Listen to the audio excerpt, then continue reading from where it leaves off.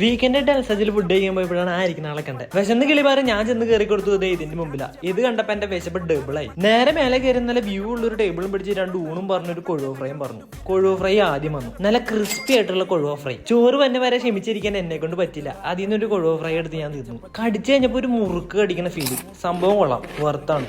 അങ്ങനെ കാത്തിരുന്ന ക്ഷമ നശിപ്പിക്കും കറി വന്നു. അതിന്റെ പിറകെ ചോറും വന്നു. ഞാനാണെങ്കിൽ 2 കുഴി കുടിച്ചിട്ട് സാമ്പാറും വാങ്ങി മീൻകറിയും വാങ്ങി. അങ്ങനെ ഒട്ടാൻ പറ്റില്ലല്ലോ. ആദ്യം ഞാൻ മീൻകറിന്ന് തുടങ്ങി. നല്ല പുളിയുള്ള മീൻകറി, സംഭവം കലകി. പിന്നെ കുറച്ച് മീൻ പൊടിയും കൂടി ഇട്ടിട്ട് അതിന്റെ കൂടെ മീൻകറി മിക്സ് ചെയ്തൊരു പിടി പിടിച്ചു.